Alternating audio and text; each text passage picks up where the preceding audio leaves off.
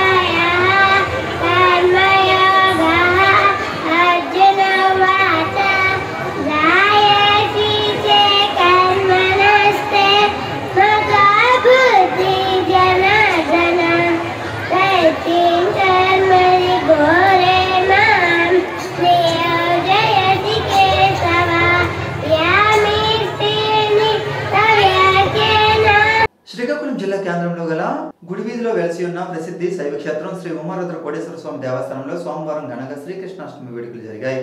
ఈ సందర్భంగా దేవస్థానంలో గల శ్రీ వేణుగోపాల స్వామి వారికి ఆలయ ప్రధానార్చకులు ఆరవల్లి శ్రీరామూర్తి శర్మ ఆధ్వర్యంలో అర్చకులు ఆరవల్లి చంద్రశేఖర శర్మ ప్రత్యేక పూజలు నిర్వహించారు.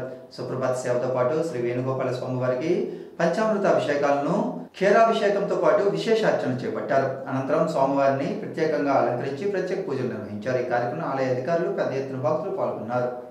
కబడ్డీకి చిక్కోలు జిల్లా అందివేసిన చేయి అని ఆ క్రీడకు మళ్లీ పూర్వవైభవం తీసుకొస్తామని ఎమ్మెల్యే గొడిశంకర్ అన్నారు. శ్రీకాకుళం నగరంలోని డిఈఓ కార్యాలయం సమీపంలో జిల్లా స్కూల్స్ గేమ్స్ ఫెడరేషన్ భవనంలో కబడ్డీ నూతన కార్యవర్గాన్ని ఆదివారం ఎన్నుకున్నారు. ఈ సందర్భంగా ఎమ్మెల్యే మాట్లాడుతూ కబడ్డీ పోటీలు నిర్వహించి గ్రామీణ ప్రాంతాల్లోని క్రీడాకారులను వెలికితీయడంలో నూతన కార్యవర్గం ఎంతో ఉపయోగపడుతుందన్నారు. ఆటలంటే తనకు ఎంతో మక్కువ అని, గ్రామీణ ప్రాంతాల్లో కబడ్డీ క్రీడకు ఎంతో ఆదరణ ఉందని అన్నారు. క్రీడాభివృద్ధికి సీఎం చంద్రబాబు నాయుడు ఎల్లప్పుడూ సహాయ సహకారాలు అందిస్తున్నారని పేర్కొన్నారు. ఈ సందర్భంగా కబడ్డీ అసోసియేషన్ జిల్లా అధ్యక్షుడిగా నక్క రామకృష్ణ, కార్యదర్శిగా ముసలనాయుడు, ఆర్గనైజింగ్ సెక్రటరీగా స్వాదశ్రీను, కోశాధికారిగా ఎన్ రమేష్ మరో 20 మందితో కూడిన నూతన కార్యవర్గాన్ని ఎన్నుకోగా వీరందరికీ కేంద్ర మంత్రి కింజరపు రామ్మోహన్ నాయుడు, ఎమ్మెల్యే గొడిశంకర్లు అభినందనలు తెలియజేశారు.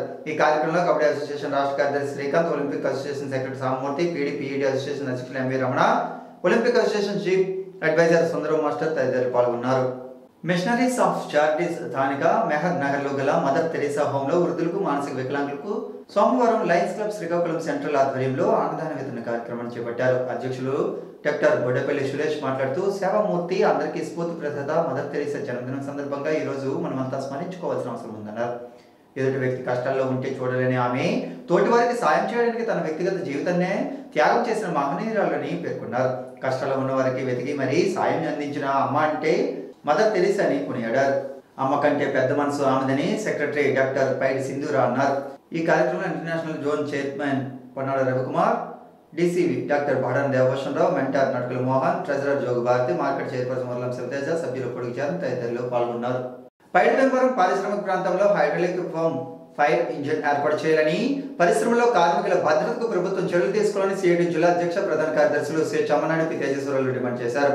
శ్రీకాకుళం నగరంలోని ఇందిరానగర్ కాలనీలో గల జిల్లా పార్టీ కార్యాలయంలో సిటు జిల్లా ఆఫీస్ బేరర్ సమావేశం జరిగింది. ఈ సందర్భంగా వారు మాట్లాడుతూ, జిల్లాలో ఉన్న పరిశ్రమల యాజమాన్యాలు సరైన భద్రతా చర్యలు పాటించకుండా నిర్లక్ష్యంగా వ్యవహరించడంతో తరచూ ప్రమాదాలు జరుగుతున్నాయని అన్నారు. కార్మికుల ప్రాణాలు కోల్పోవడం జరుగుతుందని పేర్కొన్నారు. పైడిపెంపురం పారిశ్రామిక ప్రాంతంలో అరవింద పరిశ్రమలో జరిగిన ప్రమాదాల్లో 8 మంది, ఏపీ టోరియో పరిశ్రమలో విద్యుత్ షాక్తో ఒక కార్మికుడు చనిపోయారని ఆవేదన వ్యక్తం చేశారు.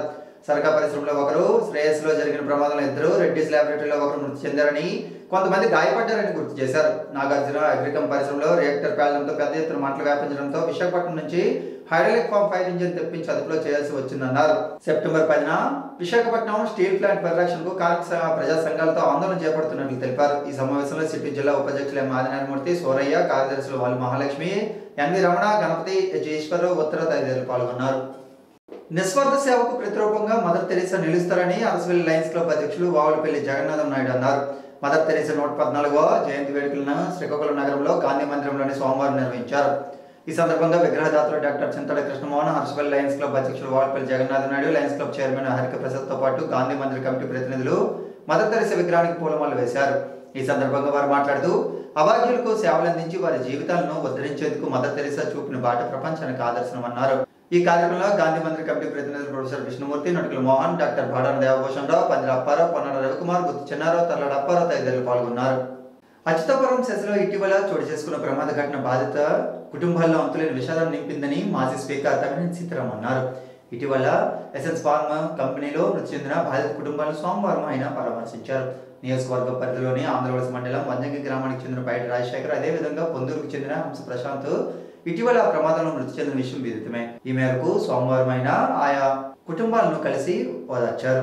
ఇటువంటి సమయంలో బాధిత కుటుంబాలకు అండగా నిలవాల్సిన బాధ్యత రాష్ట్ర ప్రభుత్వంపై ఉందన్నారు. ఈ కార్యక్రమంలో వైఎస్ఆర్ పార్టీ నాయకులు, కార్యకర్తలు, సర్పంచ్లు, ఎంపీడీసీలు పాల్గొన్నారు.